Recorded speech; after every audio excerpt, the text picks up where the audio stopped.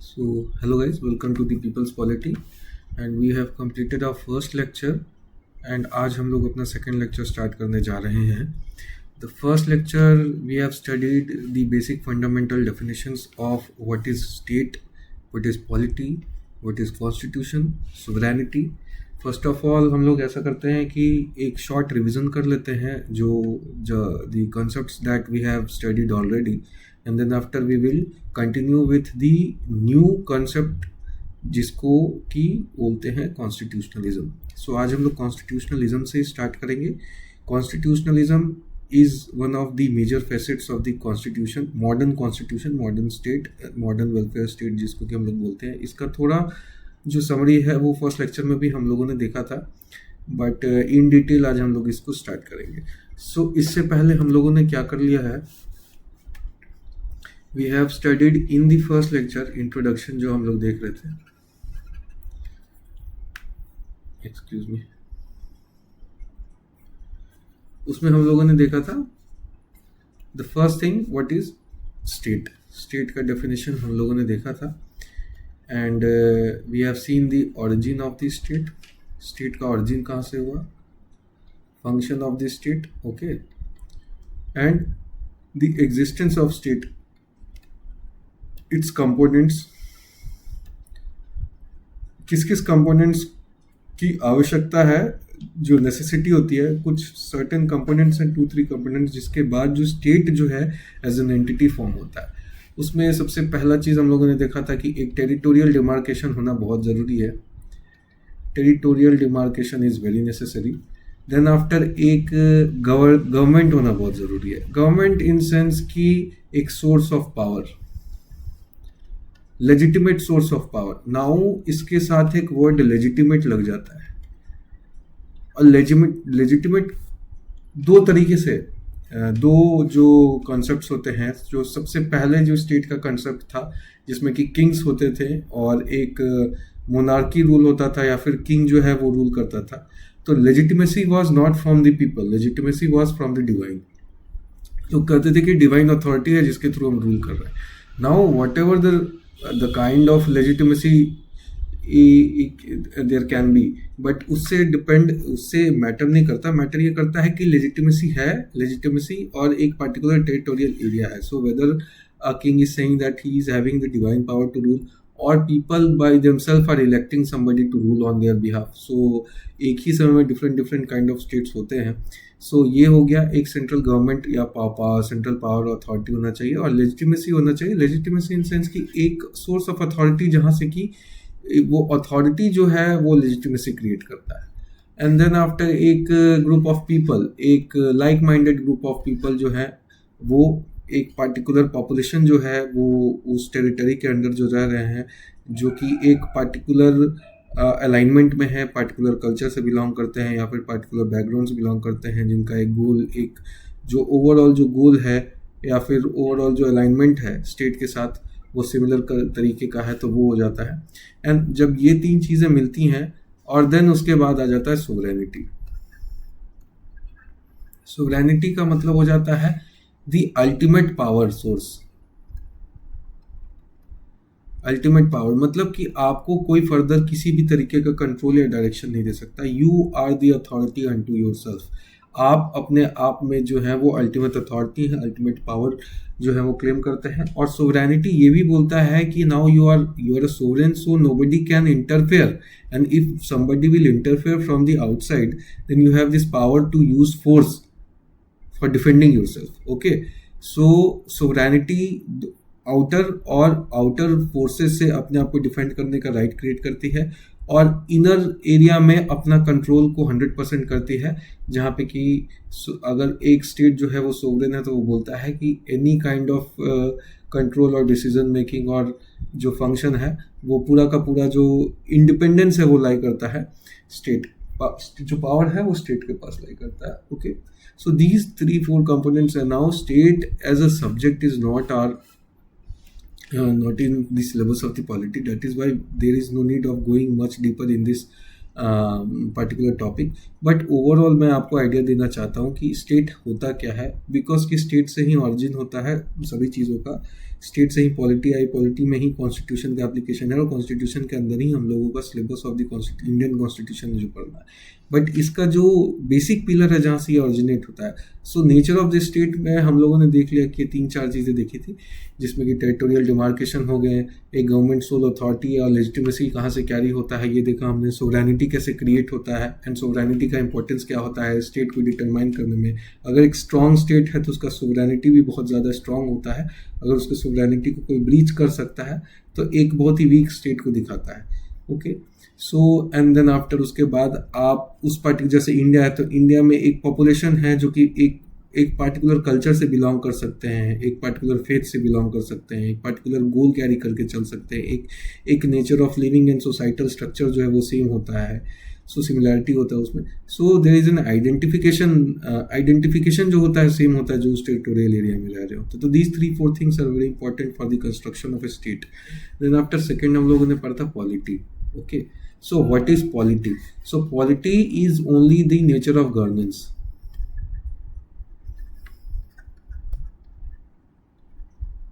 Nature of governance को दिखाता है कि what kind of mechanism is being applied for the structure for running of this the particular state.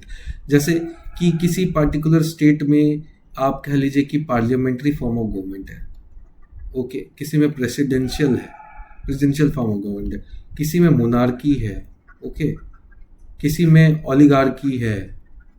So there are different kind of, now there is a structure जिसको कि आप communist structure बोल सकते हैं, जो communism the very philosophy of the communism पे run कर रहा है। तो डिफरेंट स्ट्रक्चर हैं जो कि यूज़ किए जाते हैं किसी पार्टिकुलर स्टेट को रन करने के लिए। It depends on the kind of ideology the particular people are having who are living in that territorial demarcation. Okay, like India में डेमोक्रेसी जो है वो आज़ादी के बाद से है, but the democracy British empire उसके पहले से ही जो है वो इनकलकेशन जो है होते हो गया, डेमोक्रेसी को अप्लाई किया गया इंडिया में। Then after Britain is a democratic country, America is a democratic country, China में कम्युनिस्ट हमेशा बैकग्राउंड रहा है। So there is a bit difference है जो कि वेस्ट और ईस्ट के बीच में हो जाता है, Russia, China and all north Korea and all of this. तो कहीं कहीं डिस्पोटिक रूल है, कहीं कहीं मोनार्कियल रूल है, कहीं कहीं डेमोक्रेसी है, कहीं कहीं ओलिगार्की है। So there are different kind of, so polity is what, अगर हम पॉलिटी बोलते हैं तो पॉलिटी सिर्फ नेचर ऑफ गवर्नेंस को दिखाता है। Okay, so nature of governance में everything come under the sun of this topic particularly. So that is what we study in polity. Now here we are studying Indian polity. Okay, तो Indian polity बोलने का मतलब है कि we are studying the nature of in a reference with India. Okay, so Indian polity अगर हम कह रहे हैं, so that we mean that polity means nature of governance of Indian state. Okay, so that is how we define the polity. Now here comes the constitution इसके बाद. Now polity and constitution अगर आप literal sense में बोलना चाहें तो polity अगर nature of the governance दिखाती है तो ऑब्वियस बात है कि there are certain rules and regulations होते हैं जिनके थ्रू की चलाया जाता है स्टेट को. Those rules and regulations become very complex क्योंकि डिफरेंट ऑर्गन्स होती हैं, डिफरेंट बॉडीज़ होती हैं, उनके बीच का इंटर रिलेशनशिप होता है. अगर वो यूनियन है तो सेंटर इज़ पावरफुल, अगर फेडरेशन है तो every state is also powerful. Centre and states both are having different kind of relation. So all of these things it is written somewhere, because if you will not write all of these things तो ये एक reference point it will become very complex in running of the state. Okay, so that is why constitution came into existence. तो constitution को बनाया इसलिए गया कि constitution is like a rule book. Okay, now it is true for very early states. Okay, now it is not just a rule book, it is like a bible, it is like a very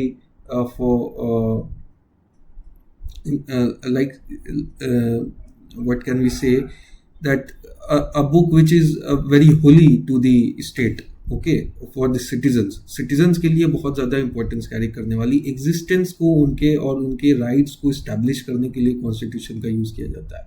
now constitution is not just a rule book जिसमें कि rules लिखे हुए कि ऐसा ऐसा होगा and somebody is making rule outside and he can change rule whenever he wants to. Okay, so the king is law and law is king जो था पहले का फिलॉसफी, कॉन्स्टिट्यूशन उस समय भी होता था. किंग अपने लिए कॉन्स्टिट्यूशन बना रहा है, बट कॉन्स्टिट्यूशन को किंग कभी भी चेंज कर सकता है। ओके, कॉन्स्टिट्यूशन के रूल्स को कभी भी इरेज कर सकता है, कभी भी नए रूल्स लिख सकता है, कभी भी नए लॉज बना सकता है। So that is why rule book उस समय के स्टेट्स के लिए, जो वेरी अर्ली स्टेट्स के लिए कहना it's okay. But now in the context of the modern state अगर आप पढ़ रहे हैं, तो modern state like states of India, Indian state जो है, अमेरिका है, ब्रिटेन है, एंड यूरोपियन कंट्रीज में बहुत सारे हैं, चाइना है, रशिया है, all of these states. Okay, so these states जो हैं वो दो चीज़ कवर करते हैं। First of all the complexity of the mechanism is always there. जो स्ट्रक्चर, कॉम्प्लेक्स स्ट्रक्चर है जिसमें कि डिफरेंट ऑर्गन्स, डिफरेंट बॉडीज के बीच का रिलेशनशिप है, it is there. So that is for that purpose तो कॉन्स्टिट्यूशन यूज हो रहा है। Now constitution establishes the natural rights. ना नेचुरल राइट्स हम लोगों ने देखा था कि कहाँ से ओरिजिनेट हुए थे। नेचुरल राइट्स का फिलॉसफी ये है कि नेचुरल राइट्स जो है ह्यूमन बीइंग के एग्जिस्टेंस के साथ हमेशा से वो एग्जिस्ट कर रहे हैं। बट नेचुरल राइट्स को सबसे पहले जो इम्पोर्टेंस दिया गया, कॉन्स्टिट्यूशन में लिखा गया, वो अमेरिकन कॉन्स्टिट्यूशन में लिखा गया। ओके, और ये इसीलिए हुआ बिकॉज कि ये मॉडर्न एज में क्या हुआ कि because of the in certain states ऐसा हुआ कि इंग्लैंड में बिकॉज की मोनार्कियल रूल था, एंड बहुत सारे ऐसे ग्लोब में बहुत सारे ऐसे कंट्रीज थी जिसमें कि बहुत डिस्पोटिक और ऑटोक्रेटिक रूल की तरफ जो है वो ऑथोरिटेरियन रूल की तरफ रूल होते होते रिवॉल्यूशन की तरफ आ गए। लोग रिवोल्ट करना स्टार्ट कर दिए। लोगों ने कहा कि हम ऐसे रूल नहीं करने देंगे आप लोगों को। जो भी किंग थे या फिर जो भी सोर्स ऑफ पावर था, अथॉरिटी था, उन लोगों को क्वेश्चन करने लगे, उन लोगों के अगेंस्ट रिवोल्ट करने लगे, and that is how came the concept of the natural rights, because some philosophers जो थे वो फ्रेंच रिवॉल्यूशन के दौरान, अमेरिकन रिवॉल्यूशन के दौरान, रशियन रिवॉल्यूशन के दौरान लिखना स्टार्ट कर दिए थे कि नेचुरल राइट्स जो है it is indispensable for the existence of a human being as a human. So अगर आप ह्यूमन हैं और अगर आप ह्यूमन बीइंग में काउंट हो रहे हैं तो नेचुरल राइट्स तो आपको दिए गए। स्टेट का वर्क नेचुरल राइट्स को एग्जिस्टेंस में लाना नहीं है, स्टेट का वर्क है उस नेचुरल राइट्स को प्रोटेक्ट करना। सो that is one more function of the state जो है वो मॉडर्न स्टेट के एरिया में हम लोग देखेंगे कि मॉडर्न स्टेट में ये नेचुरल राइट्स का एग्जिस्टेंस को कवर किया गया एंड उसको स्टैब्लिश किया गया। और सबसे पहले अमेरिकन कॉन्स्टिट्यूशन था जिसने नेचुरल राइट्स को कॉन्स्टिट्यूशन में जगह दिया। नाउ एक standard format of the constitution जब बनता है तो स्टैंडर्ड फॉर्मेट में दो चीजें रहती हैं। फर्स्ट ऑफ ऑल ये रहता है कि अगर कॉन्स्टिट्यूशन है तो कॉन्स्टिट्यूशन में नेचुरल राइट्स जो हैं उनको रखना बहुत ज़रूरी है। अगर आप नेचुरल राइट्स को नहीं रख रहे हैं तो ये मॉडर्न कॉन्स्टिट्यूशन में नहीं कहलाएगा। Okay, now first thing is natural right. Second thing जो है वो लॉ के अगेंस्ट प्रोटेस्ट हुआ था कि law in itself can not be unreasonable. Okay, so reasonable law,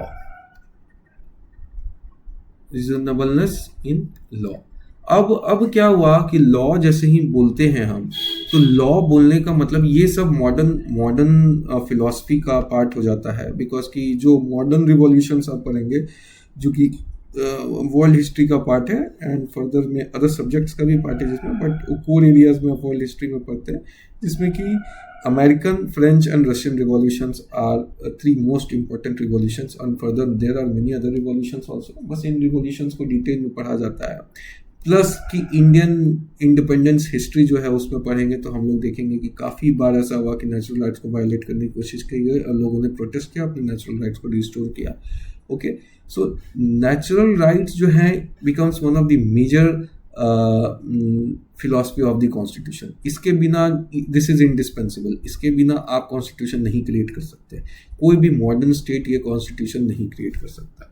so if it is a modern state, ठीक है, and it is having a modern constitution, okay, then natural rights is necessary, indispensable, the most important thing and soul and heart of the constitution. Without it constitution is just a dead thing. Okay, so ये बोल दिया गया। now law जो है वो अपने आप में, because जब आप उस फेज में जाइए जब बोला गया कि law is king and king is law, तो उसका ये मतलब था कि लॉ से रीजनेबिलिटी कहीं जुड़ा नहीं हुआ है। रीजनेबल ही होगा, नहीं होगा, लॉ किसी भी तरीके का लॉ हो सकता है। इम्पॉर्टेंट बस ये है कि सोर्स ऑफ पावर से वो लॉ ओरिजिनेट हो रहा है, किंग से वो लॉ ओरिजिनेट हो रहा है और सोर्स ऑफ अथॉरिटी से वो लॉ ओरिजिनेट हो रहा है। तो ये क्वेश्चन में नहीं आता था कि लॉ अपने आप में प्रॉपर है, जस्ट है, फेयर है, रीजनेबल है या नहीं है। नाउ जो मॉडर्न कॉन्स्टिट्यूशन है वो दी फंडामेंटल सोर्स ऑफ लॉ जो है वो बन जाता है। लास्ट लेक्चर में हम लोगों ने क्या देखा? लास्ट लेक्चर में हम लोगों ने देखा कि Indian constitution is the supreme law of the land, the fundamental law of the land। अगर fundamental law of the land कर रहे हैं तो law is what kind of law? तो law अपने आप में reasonable, just and fair। Now this is the subject of another lecture, but यहाँ पे मैं इसलिए contribute कर रहा हूँ, इसको include कर रहा हूँ बिकॉज कि कॉन्स्टिट्यूशन के जो विंग्स हैं उसमें ये दो थिंग्स हैं जो बहुत substantive portion of the constitution बनाते हैं। तो कॉन्स्टिट्यूशन जो लॉ बनता है कॉन्स्टिट्यूशन के थ्रू वो अपने आप में बहुत सब्सटैंटिव लॉ होता है और सुप्रीम लॉ होता है, and that is why law का रीजनेबल, जस्ट एंड फेयर होना इंपॉर्टेंट है। तो that is how rule of law जो है स्टैब्लिश होता है। Now this rule of law is subject of another chapter जिसको भी हम लोग पढ़ेंगे कॉन्स्टिट्यूशनलिज्म के बाद। Okay, so rule of law establish करता है प्लस नेचुरल राइट स्टैब्लिश करता है, एंड देन आफ्टर जो है इंटर रिलेशन जो मैकेनिज्म है वो बताता है, स्ट्रक्चर ऑफ गवर्नमेंट बताता है, इंटर रिलेशनशिप बिटवीन ऑर्गन्स ये बताता है, and relationship between government and people, ठीक है, and function of bodies, different bodies ये बताता है, डिस्ट्रीब्यूशन ऑफ पावर ये बताता है। So all of these things are part of the mechanical structure of the constitution in which the hierarchy of the power, function of different bodies, and all of these things are included. So that is how the holistic view of the constitution came into existence. Now, why the first part, this part is important because it is heart and soul of constitution. Okay, and these are like limbs like human body है तो human body का heart and soul ये है, and limbs जो है वो ये है, एंड डिफरेंट बॉडी पार्ट्स आप बोल सकते हैं वो ये है। So that is how constitution is formed. So now अब कॉन्स्टिट्यूशन हम लोग स्टार्ट करेंगे तो ऐसे ही दो पार्ट में डिवाइडेड रहेगा कॉन्स्टिट्यूशन का जो सिलेबस है, जिसमें कि फर्स्ट पार्ट में हम लोग रीजनेबल रूल ऑफ लॉ के through, rule of law in sense कि आप जब फंडामेंटल राइट्स पढ़ेंगे तो आप देखेंगे कैसे कि लॉ का रीजनेबिलिटी है और लॉ एज एन जो कॉन्सेप्ट है वो कैसे इनकलकेट किया है कॉन्स्टिट्यूशन में, एंड नेचुरल राइट्स जो है वो हम लोग देखेंगे, and natural rights and those rights which are also very basic fundamental rights but are not included in part 3 of the constitution which are directive principle of state policy. It will be also part of the this first part. Okay, now यहाँ से असल में एक नया concept जो है natural rights and reasonableness of the law इस दोनों को इंक्लूड करते हैं। तो ये जो heart and soul of the constitution है उसी को हम लोग कॉन्स्टिट्यूशनलिज्म बोलते हैं। द एसेंस जो कॉन्स्टिट्यूशन का होता है, the very essence of the constitution जो है वो कैरी करता है these two substantive part. Now if there is no rule of law in the constitution, it means कि law in itself is not just and fair and reasonable, which is being laid down by the constitution, because what is it? It is the fundamental law of the land. Okay,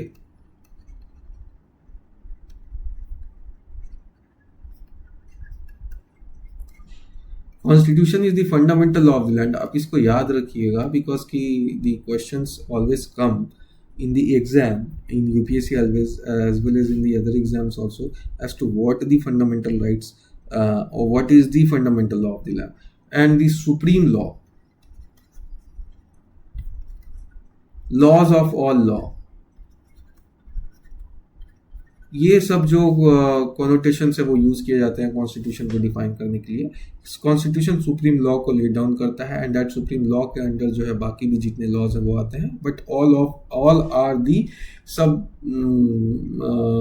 comes under the umbrella of the supreme law of the land. Now ये जो reasonable law है and the essence of the natural rights है, ये substantive portion of the modern constitution जो कि modern welfare state को जन्म देता है, यही इसी एसेंस को हम लोग कॉन्स्टिट्यूशनलिज्म बोलते हैं. Okay, and that is what we study in the constitutionalism. तो कॉन्स्टिट्यूशनलिज्म का वेरी कोर पार्ट ये है कि कॉन्स्टिट्यूशनलिज्म में जो राइट्स हैं, जो नेचुरल राइट्स हैं, जो रीजनेबल लॉ हैं, इन सब चीज़ों को अगर कॉन्स्टिट्यूशन महत्व नहीं दे रहा है, जगह नहीं दे रहा है, और कॉन्स्टिट्यूशन इन चीज़ों पे बेस्ड नहीं है, तो ये अपने आप में एक कॉन्स्टिट्यूशनलिज्म कैरी करने वाला कॉन्स्टिट्यूशन नहीं कहलाएगा.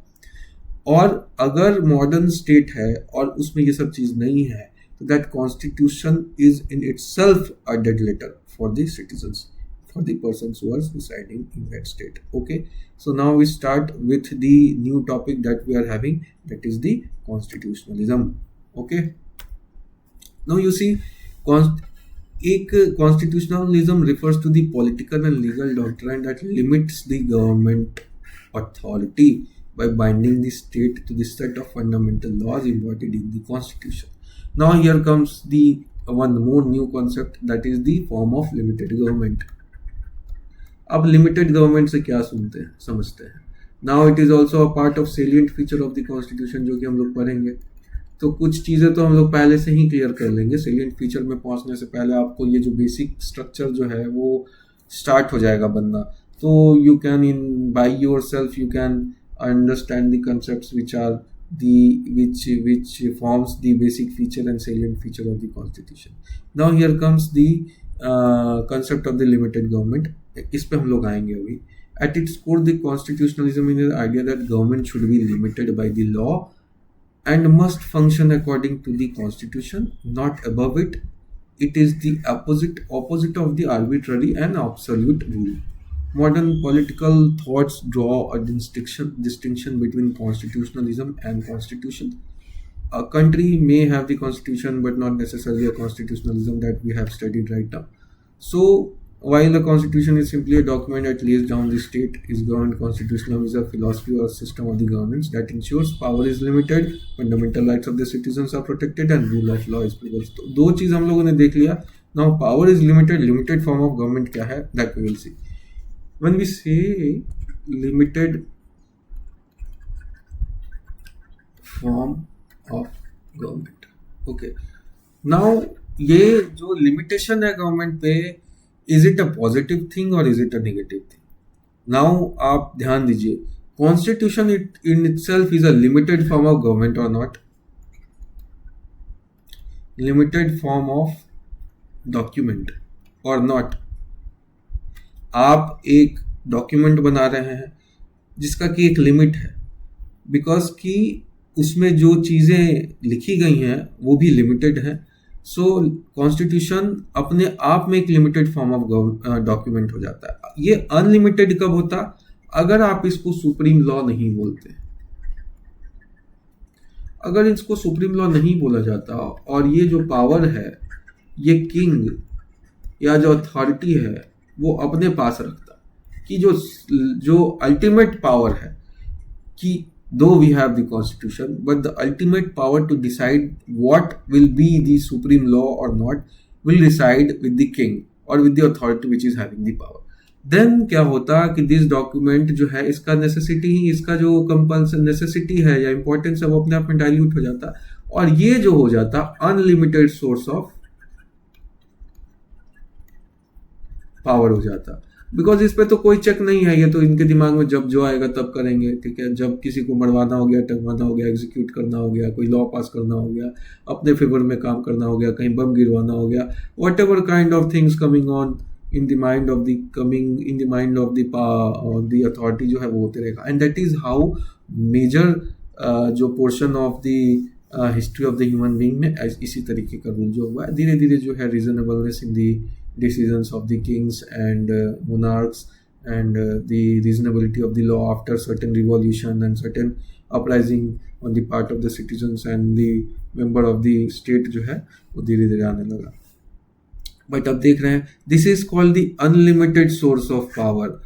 नाउ कॉन्स्टिट्यूशन जब आप बनाते हैं और कॉन्स्टिट्यूशन को बोल देते हैं कि it will be the supreme law, अगर आप इसको सोल अथॉरिटी देते हैं डिसाइड करने तक का कि यही सुप्रीम लॉ है और अपना पूरा का पूरा पावर जो है इसी में रिसाइड करवा देते हैं, then it becomes a limited document.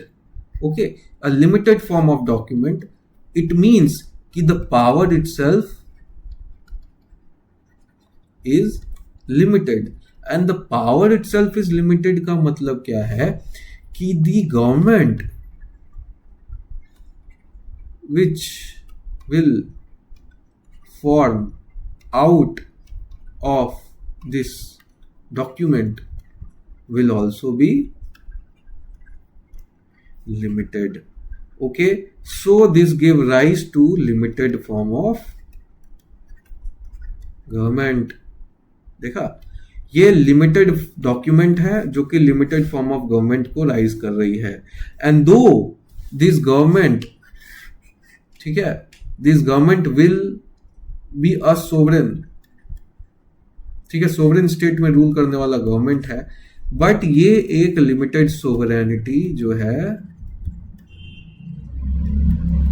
Limited sovereignty का एप्लीकेशन होगा, लिमिटेड सोवरेनिटी कैरी करेगा। लिमिटेड सोवरेनिटी का मतलब है कि it's power will be limited by the constitution. अब ध्यान से सुने, जो गवर्नमेंट फॉर्म करेगा इस कॉन्स्टिट्यूशन के द्वारा, बिकॉज कि this constitution is the supreme law, जो गवर्नमेंट बनेगा वो भी इसका क्रिएचर ही होगा, जो कि इस डॉक्यूमेंट के आधार पे बना हुआ गवर्नमेंट होगा, एंड दैट गवर्नमेंट दो being a sovereign government, because कि एक सोवरेन स्टेट का गवर्नमेंट है, वो अपने आप में जो है वो किसी अदर आउटसाइड गवर्नमेंट के द्वारा जो है वो किसी भी तरीके से डिक्टेट या फिर फोर्स नहीं किया जा सकता।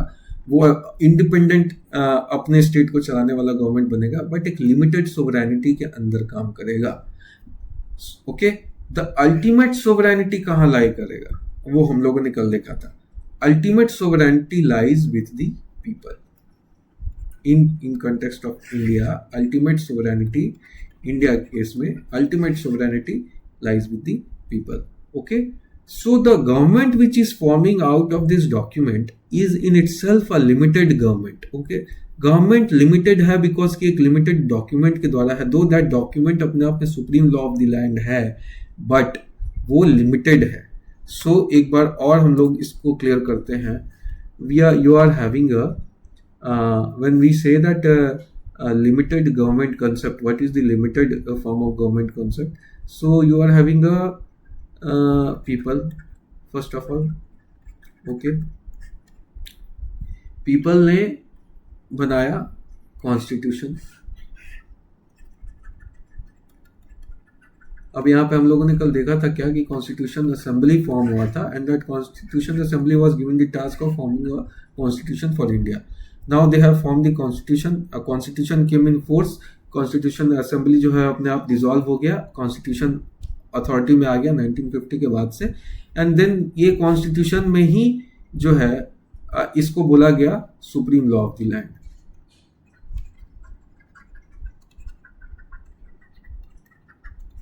वो इसलिए बोला गया बिकॉज कि आपका प्रियम्बल क्या बोलता है, we the people. Okay, supreme law of the land यहां तक रखते हैं, supreme law of the land रखते हैं, ठीक है। अब इसके थ्रू जो है वो आपका गवर्नमेंट फॉर्म होता है। Now this is a limited document,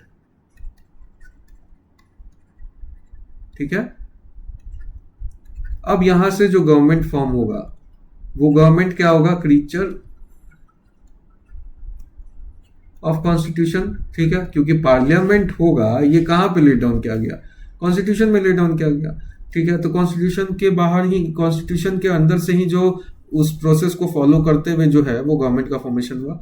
तो गवर्नमेंट क्या होगा, is limited by the law of the land, limited by the constitution, that is why it will be a limited government. Limited government का बोलने का मतलब होता है दो चीजें नहीं होंगी, एनार्की नहीं होगा, एब्सोल्यूट रूल नहीं हो सकता, बिकॉज की अल्टीमेट पावर जो है वो आएगा ही नहीं कभी गवर्नमेंट के अंदर। Government itself is limited by the supreme law of the land. अगर वो उस लॉ को वायलेट करती है, अगर गवर्नमेंट कॉन्स्टिट्यूशन को वायलेट करती है, तो गवर्नमेंट अपने आप में जो है वो हटा दिया जाएगा।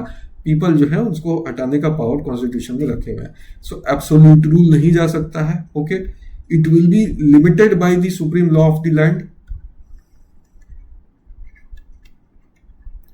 चेक्स एंड बैलेंसेस रहेंगे, एंड रूल ऑफ लॉ जो है वो प्रिवेल करेगा, that is the supreme law, rule of law prevail करेगा। That is why limited government का फायदा होता है, एक कॉन्स्टिट्यूशनलिज्म कैरी जो, और ये कॉन्स्टिट्यूशनलिज्म का वेरी मेजर पार्ट हो जाता है, क्योंकि दो चीज हम लोगों ने पढ़ा था, रूल ऑफ लॉ वहां रहता है और नेचुरल राइट्स रहता है, और यही रूल ऑफ लॉ और नेचुरल राइट्स जो है, और तीसरा चीज हो गया कि लिमिटेड गवर्नमेंट जो बनता है, और लिमिटेड गवर्नमेंट जो है वो इसीलिए इंपॉर्टेंट होता है बिकॉज कि वो रूल ऑफ लॉ को कवर करता है और एब्सोल्यूट रूल जो है वहां पे नहीं आ पाता है।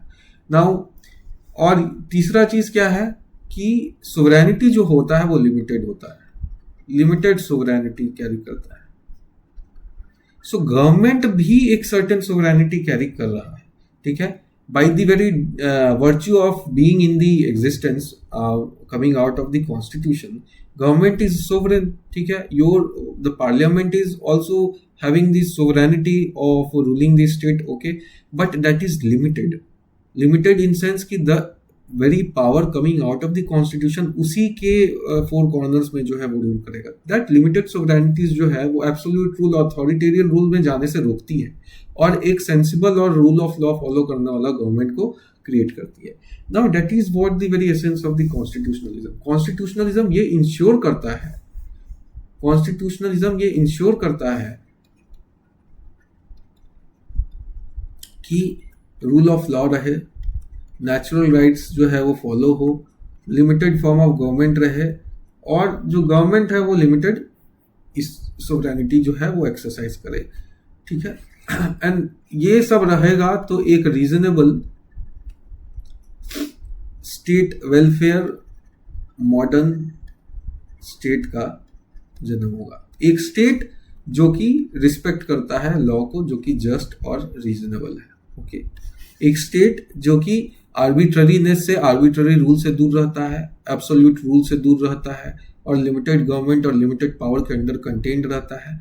And it is important because एक फिलोसफिकल लाइन बोला जाता है कि power corrupts and absolute power corrupts absolutely, Lord एटकन के द्वारा बोला गया एक वो है। So that is why absolute power की तरफ जाने से जो रोकता है कॉन्स्टिट्यूशन में, और कॉन्स्टिट्यूशन में कॉन्स्टिट्यूशनलिज्म का होना, और यही सब जो पार्ट है ये कॉन्स्टिट्यूशनलिज्म का पार्ट बनाता है। नाउ अल्टीमेट सोवरेनिटी कहाँ लाई करता है? With the people, people are the ultimate sovereign, और ये हम लोगों को कहां से पता चलता है? प्रीएम्बल से। प्रीएम्बल क्या बोलता है? We the people are giving ourselves this constitution. So that is how these things work. Okay. तो limited form of government, why it is necessary, ये हम लोगों ने देखा। Now the underlying difference between the two concept, why constitution and merely to confer constitution ought not to merely to confer power on the various organs of the government but also seek to restrain those power। ये दोनों function होता है, power देना और restrain करना, कि कहाँ तक आप पावर यूटिलाइज कर सकते हैं। इसका मतलब होता है लिमिट करना, ठीक है, पावर को लिमिट करना। पावर लिमिट करने से जो लिमिटेड फॉर्म ऑफ सोवरेनिटी का जन्म होता है। कॉन्स्टिट्यूशनलिज्म रिकॉग्नाइज, मैं ये नहीं कह रहा हूँ कि India is a limited sovereign, मैं ये कह रहा हूँ the government which has been formed by the authority of the constitution is a limited form of government exercising a limited form of power. People of India are the ultimate sovereign, a full-scale 100% sovereign nation. But the ultimate authority, ultimate sovereignty lies with whom? With the people. So do not get confused when I say कि limited form of sovereignty है, it means कि India is having a limited form of sovereignty. India is not having. People are the ultimate sovereign, but the government which has been formed, because government को हम लोग limit किए हुए हैं किसी exercise of power से, जिसकी वजह से because of the fear कि वो absolute नहीं हो जाए, fundamentalist नहीं हो जाए, authoritarian नहीं हो जाए, okay? So constitutionalism recognizes the need for the government but insists upon the limitations. Constitutional envisages the checks and balances and puts the power of the legislature and the executive under same restraint and not making them uncontrolled and arbitrary. Ultimately, powers jeopardizes freedom of the people, as has been told with power corrupts and absolute power corrupts absolutely. If the constitution confers unrestrained power on either the legislature or the executive, it might lead to the authoritarian oppressive government. Therefore, to preserve its basic feature of the individual and to maintain its dignity, personality, the constitution should be permeated with the constitutionalism. It should have some inbuilt restrictions conferred on the governmental organs. And that is why constitutionalism is very essence of the constitution, जिसमें कि एक limited form of government को limited power के अंदर with very like checks and balances के तहत एक reasonable law के अंदर एक गवर्नमेंट जो कि दी रिस्पेक्ट करता है natural rights and the fundamental rights of the human beings. What we call as a fundamental rights is only the natural rights that we are having. different constitution में उसको different तरीके से use किया जाता है, but the concept is same. Constitutionalism connotes a limited government. इसका concept हम लोगों ने देखा कि constitution क्यों limited government को दिखाता है. Constitution is limited government under a higher law and the supreme law. And but that is what constitution है. Constitutionalism connotes in essence limited government or a limitation on the government. Constitutionalism is an antithesis of the arbitrary power. ठीक है, arbitrariness को हटाएगा. arbitrariness का मतलब होता है randomness, randomness in the action of the state. State अगर कोई action ले रहा है तो वो लॉ को भी अबाइड नहीं कर रहा है. लॉ अगर है तो रीजनेबल जस्ट नहीं है, तो that comes under the concept of the arbitrary state. ठीक है, तो उसका जो स्टेबिलिटी है वो रहता नहीं है, अनस्टेबल स्टेट हो जाता है, एक वीक स्टेट हो जाता है जो कि अथॉरिटेरियन तरीके से पावर को प्रोजेक्ट करता है. वीक स्टेट का सबसे बड़ा प्रोजेक्शन यही है कि बहुत एक्सट्रीम एक्शन लेने का कंसेप्ट रहता है और एक्शन में रैंडमनेस रहता है, एक्शन में एक लिनियरिटी नहीं रहता है. That is these all are the identification of what is being a weak state, authoritarian state, absolute state. आप कोई भी हिस्ट्री में उठा कर देख लीजिए, जब भी एब्सोल्यूट स्टेट का जन्म हुआ है, अथॉरिटेरियन स्टेट का जन्म हुआ है, वहाँ पे आर्बिट्ररी पावर का यूज जो है वो ज़रूर हुआ है, रूल ऑफ लॉ का उल्लंघन ज़रूर हुआ है. Whether it be a German state, Chinese state, Japanese state और एनी वेस्ट वर्ल्ड वॉर में काफ़ी ज़्यादा एग्जाम्पल है. The antithesis of the constitutionalism is despotism. Despotism ultimate power, जो unlimited power के अंडर रूल किया जाता है उसको despotic बोलते हैं. ठीक है, unlimited power may lead to an authoritarian, oppressive government which jeopardizes the freedom of the people. Only when the constitution of the country seeks to decentralize power instead of concentrating it on a point and also imposes restraint and limitations. Okay, all of these जो हम लोग पढ़े हैं उसी का ये जो वो बनाया हुआ है. So go through it. So, constitution springs from a belief in a limited government. Now, limited government, why is it in the very core of this constitutionalism? वो आपको समझ में आएगा. जैसे ही आप चीज़ों को लिमिट करते हैं वो एक डिफाइंड स्टेज में आ जाता है. और डिफाइंड स्टेज में आप देख सकते हैं कि what is right and what is wrong on how to check things, how to make checks and balances. जब अनडिफाइंड स्टेट में जाता है, अनलिमिटेड स्टेट में एंटर करता है, then you do not have an instrument to measure and to just label as to what is right and what is wrong and what can be done, what cannot be done. So that is all the concept of limited state जो है becomes very necessary and very core of the constitutionalism. According to Swartz in the USA, ये informations जो है वो आप पढ़िएगा तो because I have used certain sources और उससे फ़ायदा ये होता है कि कहीं कहीं आपको ऐसे राइटिंग में I have also used the assistance of the AI because AI बहुत अच्छे से अरेंज करता है चीज़ों को. So you should understand as to how to use. You cannot just go and fetch out everything straight from that. You have to study. You have to go through piles of the textbooks and in cases obviously if you are interested in subject and you are doing research, then that is the only way to understand a subject. Then you can use the assistance of AI to arrange all those things that you know. Because कि जिस तरीके से AI use हो रहा है, it is very like hollow and empty thing which is being done in different areas where people use it directly without having any, because कि आप जैसा prompt देंगे उसके हिसाब से AI आपको वैसा कर वर्क करके देगा. Okay, so under which governmental powers are both conferred and circumscribed, ठीक है, use these words, okay, because की that is how you will very precisely define as to what the form of limited government. Power भी confer किया जाता है और उसको circumscribed भी किया जा सकते कर दिया जाता है लिमिटेड गवर्नमेंट के द्वारा। मतलब सर्कमस्क्राइब्ड का मतलब कि you have put a limitation on it, okay. So sorry, so he emphasizes that this stress upon grant and limitation of authority is fundamental. As Professor Well, Western institution theorists have concerned themselves with the problems of ensuring that the exercise of governmental power, which is essential to the realization of the values of their societies, should be controlled in order that it should not itself be destructive of its values, which was intended to promote. Now, historical origin में ये कैसे आया? How the constitutionalism, जैसे कि natural rights कैसे historical origin में आया है, वैसे कॉन्स्टिट्यूशनलिज्म का आप काफ़ी बहुत you will go back in the history and you will see many examples like ancient Greece में आप देखते हैं कि एरिस्टोटल जो है, he was a Greek philosopher, distinguished between the government under law, that is the constitutional law rule, and arbitrary rule. So he said कि there are two types. एक तो government which is working under the law which is just and fair, okay. So अगर किसी type of law के अंदर है तो that is the government under the law, जिसको कि constitutional rule बोलते हैं।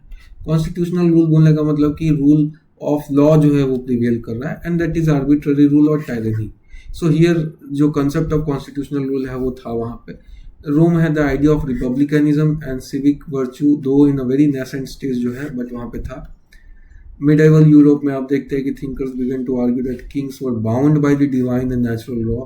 The early idea of the limited sovereignty यहाँ से rise होता है, जिसमें क्या बोलते हैं कि sovereign बोलने का मतलब कि you are the ultimate source of power and whatever you say will become a divine law. ऐसा नहीं हो सकता, you will have to limit yourself, the power itself should be limited, okay. So the idea of the constitutional rule, republicanism, and theory of limited sovereignty started taking shape, which in coming future culminated in the idea of the constitutionalism. So now development में आप देखेंगे कुछ historical events हम लोग देख सकते हैं, जैसे 1215 में Magna carta, it's a very interesting event जो कि given rise to the fundamentals of natural law also in a sense, and as well as the rule of law का जो बेस फंडामेंटल है वो मैग्ना कार्टा में हुआ था, because जो limited the power of the king, established the king was the subject of the law. So certain barons of the king जो है वो रिवोल्ट कर देते हैं और बोलते हैं कि जो ये the concept of king is law and law is king जो है, it's very arbitrary and it leads to an very absolute rule and no consideration of the fundamental law and human natural rights जो है उसमें रहता है, so that will not work. अब आपको एक establish that the king was the subject of the law, law के under king को भी आना पड़ेगा, okay. It is like saying कि parliament though is the government working, government को राइज करती है, but government should also work under the umbrella of the supreme law of the land, that is the constitution. So एक तरीके से यही उस समय भी बोला गया कि किंग को खुद लॉ के अंडर रहना पड़ेगा, और लॉ जो है वो किंग का स्लेव नहीं रहेगा, किंग को लॉ का स्लेव बन के रहना पड़ेगा। That is all the basic of the rule of law which we are studying. Then 1628 में एक और होता है पिटिशन ऑफ राइट्स डाला जाता है, जिसमें कि टैक्सेस को लेके इशू होता है। The taxes could not be levied without the parliament consent. कोई भी टैक्स जो अपने मन से नहीं होगा, पार्लियामेंट अगर कंसेंट दे करेगी तभी टैक्स। तो मैं टैक्स को रेगुलेट करने का कि अगर किसी को टैक्स कर रहे हैं तो उसका जो राइट्स है उसको कैसे ले डाउन किया जाए। All of this culminated to the establishment of in one way और another these 2 and 3 things which we are studying. So habeas corpus act आता है जिसमें बोला जाता है कि personal liberty, now see natural rights का जो कंटेक्स्ट है वो आ गया है। बोलते हैं कि पर्सनल लिबर्टी को आर्बिट्ररी अरेस्ट से नहीं किया जा सकता, random law which is not just fair and reasonable उसके थ्रू आप नहीं अरेस्ट कर सकते, it must follow the law. So protected personal liberty को प्रोटेक्ट कर रहा हूँ, नेचुरल राइट का एस्टैब्लिशमेंट जो कि हम लोग आर्टिकल 20, 21 एंड 22 में अपने कॉन्स्टिट्यूशन में देखते हैं, right against arrest and detention and preventive detention as well as right after the arrest and right to life, all of these things जो है वी स्टडी, ओके। सो 1689 में बिल ऑफ राइट्स आता है और बिल ऑफ राइट्स में बोला जाता है कि पार्लियामेंट्री सुपरमेसी होगा and restricted the royal powers. ना parliamentary supremacy is not in our constitution. This is the concept of the England. Parliament is supreme. इसका बहुत रिपरकशंस होता है and it is not that every state has this concept of stating that parliament is supreme. Parliament supreme बोलने का literally मतलब है कि parliament is sovereign. Parliament is having every supreme in sense कि it is having every power to do anything which he likes. और then also being a democratic country and operating for so long, तो obvious बात है कि बहुत जो maturity of the democratic principles हैं वो इंग्लैंड में तो था बहुत दिनों से. जो मोनार्की जो था उसके बावजूद भी, जब मोनार्की रहते हुए, आज भी मोनार्की है, बट जो एसेंस ऑफ द जो डेमोक्रेटिक कॉन्स्टिट्यूशन जो है वो वहाँ पे है. That is why the parliamentary supremacy works there. Parliament is supreme there. So parliament can pass any law. Every law is a common law in England. There is no constitution in England, जो कि हम लोग आगे पढ़ेंगे written and unwritten constitution में कि England में written और अनरिटन कॉन्स्टिट्यूशन है कि नहीं. So these all comes under the syllabus of the salient feature of the constitution. Though the constitution was not written in England, but it came as a constitutional convention, which was later written in other countries like USA, France, and India. So that is what the constitution वहाँ written नहीं था, but जितने भी constitutional convention थे जो बने थे वो सब बाकी के other countries में जैसे जैसे USA, फ्रांस और इंडिया, ये सब जैसे जैसे आज़ाद होते हैं और अपने एग्जिस्टेंस में आते हैं तो उन लोगों में लिखा जाता है. नाउ सर्टेन थिंकर्स है, ऑल ऑफ दिस आप देख लीजिए. जॉन लॉक है, ये मॉन्टेस्क्यू, रूजे, डाइसी, इमैनुअल कांट जो है वो उनका कंट्रीब्यूशन क्या क्या था. बिकॉज जैसे जैसे फिलोसफर्स बन रहे थे वैसे वैसे फिलोसफीज जो है वो आ रही थी और मॉडर्न कॉन्स्टिट्यूशन का एस्टैब्लिशमेंट वैसे वैसे होते जा रहा था. नाउ मॉन्टेस्क्यू सेपरेशन आप देखते हैं. जॉन लॉक जो है वो बोलते हैं government based on consent, protection of natural rights. ठीक है, this is also part of constitutionalism. Montesquieu बोलते हैं doctrine of separation of power, और separation of power limited form of government जो है उसको दर्शाता है. This also come under this. Rousseau बोलता है concept of general will and popular sovereignty. Popular sovereignty मतलब होता है the sovereignty which lies with the people. Okay, popular sovereignty जो होता है उसका कंसेप्ट जो है, पॉपुलर एंड लिमिटेड सोवरेनिटी का कंसेप्ट जो है वो वहाँ से आता है. डाइसी इन सेंस की rule of law and parliamentary sovereignty. Parliamentary sovereignty हो गया कि the parliament is sovereign, ultimate power lies with the parliament. That is what England में इस चीज़ को लिया जाता है. डाइसी ब्रिटेन से थे और जो 3 principles of rule of law जो लाते हैं वो डाइसी के द्वारा, जिसमें कि 2 principles we have. The third is that every law is a common law, जो कि डाइसी बोलते हैं. We do not have that every law is a common law. We have 2 sections of laws. That certain law which are supreme law, which is laid down by the constitution. Okay, natural law, ठीक है, जिसको कि हम लोग higher pedestal पे रखते हैं. Every else law come under the umbrella of this law only. Okay, so because there is a parliamentary supremacy there and there is no constitution there, तो उसका जो functioning है वो different हो जाता है, but essence जो है वो same है. देयर क्या है कि आप एक स्ट्रोक में ही फंडामेंटल राइट्स को खत्म कर सकते हैं. नाउ तो कन्वेंशन में लोग साइन कर लिए हैं. Now they also are having the convention and fundamental special fundamental rights established, but there is no written constitution as of yet also. So they can pass any kind of law. Every law is a common law to them. So अगर fundamentals like we have the constitution, अगर हम लोगों को constitution में कोई change करना पड़ता है तो एक सर्टेन काइंड ऑफ मेजोरिटी चाहिए होता है. हम लोग पढ़ेंगे आगे जाके. सर्टेन काइंड ऑफ मेजोरिटी चाहिए होता है. That is not needed in the Britain. Okay, so they can pass any kind of law by just because that is how the very essence of the parliament sovereignty जो है वहाँ से rise करता है. Immanuel Kant बोलते हैं government should be based on the rational legal principle, not arbitrary. So modern era written constitution. Now it written constitution and unwritten constitution का जो concept है वो हम लोग आगे देखेंगे. salient feature of the constitution का पार्ट है.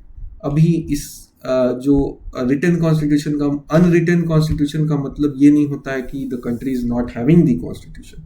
इट इज जस्ट दैट एक सॉलिड बुक नहीं बनाया गया है, एक रूल बुक जो कि दिखने वाला बुक है, which you can hold, which you can carry, which can read, वो नहीं बनाया गया है. Just assimilation of all the laws which is being passed by the parliament जो है वो आ जाता है. जैसे ब्रिटेन में है, Britain has no written constitution. Every law which has been passed by Britain keeps on going on the record, and all those records form the part of the constitution. So it is not written, it is not binded, but it is having a constitution. So that is difference between written that we have the book, Indians have the book of a constitution, American have the book of the constitution. So it is called a written constitution, where this law is written, and that is the supreme law. American constitution was the first written constitution establishing the system of limited government. Okay, so America was the first power of the world, first state, powerful state of this world, globe. 1787 में ये अपना first written constitution को release करते हैं, and separation of power, checks and balances, and bills of rights, all of these were there. So constitutionalism का pure example जो था वो अमेरिकन कॉन्स्टिट्यूशन था. Popular sovereignty जो है, concept of popular sovereignty soon after the French Revolution popularized the doctrine that sovereignty belongs to the people and government must operate under the constitution. That is what we are having also. Right now, I just said that popular sovereignty means the sovereignty that belongs to the people. So people are the ultimate sovereign. So from divine to the people, it was the change which has come in the functioning of the modern states. Okay. So French Revolution 1789 में होता है, जो citizens claim करते हैं कि हम लोग जो हैं वो ultimate sovereign है, and we will give you the power to form the government, and from amongst us by the power that we authorize in the constitution, government will be formed. Okay, तो French Revolution 1789 में होता है, popularize the doctrine that sovereignty belongs to the people, people will be the ultimate sovereign. यही से carry करके अपने preamble में we the people से हम लोग स्टार्ट करते हैं. Okay, so that is what the essence with the American Constitution also. So ultimately, the government which is being decided is decided by the citizens only. Okay, so popular sovereignty establishes that the power and legitimacy come from the people, not the king. Meaning the people are the source of power. India is having the popular sovereignty. People are the source of power, which forms the government of the constitution. Okay. Idea of liberty, equality, and fraternity comes out of the French Revolution, birth of republicanism. All of this is again the part of salient feature. What is republicanism? Government is based on the will of the people, not a hereditary monarch. So the head of the government is जब people choose करते हैं, जब elected होता है, तो उसको हम लोग बोलते हैं रिपब्लिकन गवर्नमेंट. ओके, तो इसका कंसेप्ट ही होता है, ये idea of liberty, equality and fraternity जो है फ्रेंच रिवॉल्यूशन से बाहर आया था, और रिपब्लिकनिज्म का बर्थ होता है जो कि बोलता है कि government is based on the will of the people. Okay, and the head of the government जो है पीपल चूज करते, कोई हेरिडेटरी मोनार्क नहीं होगा. ओके, तो India is a republic in the sense that the government which is elected on the based on the will of the people, and that will itself gives power to the constitution. Okay, so the will sign होता है, we the people जो बोलते हैं वो will sign होता है, वो यहीं से आता है. Democracy, liberty and rule of law comes the essence of the constitutionalism. So what all forms the part of the constitutionalism? Okay, so यहाँ तक तो हम लोग देख लिए. आगे आप देखेंगे कि द कॉन्स्टिट्यूशन ऑफ इंडिया कैसे कॉन्स्टिट्यूशनलिज्म को रिफ्लेक्ट करता है. तो आप देखेंगे supremacy of the constitution. Supremacy of the constitution मतलब क्या हो गया? The supreme law of the land,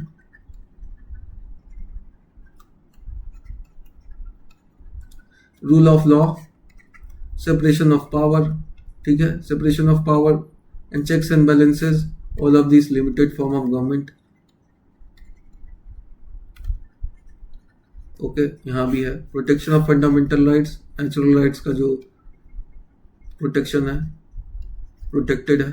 judicial review, top of that judicial review है. It's a very classic thing. Judicial review article 13 में है, इम्प्लिसिट है, इम्प्लाइड है, it is not explicitly written, but the meaning which forms, जो कि हम लोग article 13 पढ़ेंगे तो पढ़ेंगे. जुडिशियल रिव्यू इन सेंस कि judiciary can review every law which is being passed by the government of the land. Okay, so अगर वो in consonance of the law which is established by the constitution, that is the supreme law, अगर in consonance with the supreme law of the land नहीं रहता है, it will be struck down by the judiciary as unconstitutional, not following the constitution. Okay, so that is how judicial review is there. Judiciary sits as reviewing every law which is being passed, and a guardian, a protector and interpreter of the constitution also, which we will also see.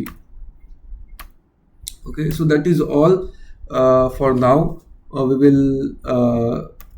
will continue with the other chapters. Okay, now that we have completed two things, that is introduction and constitutionalism, we will first study rule of law.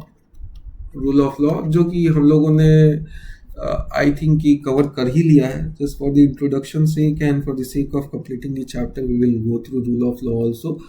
Then after we will see the salient feature of the constitution.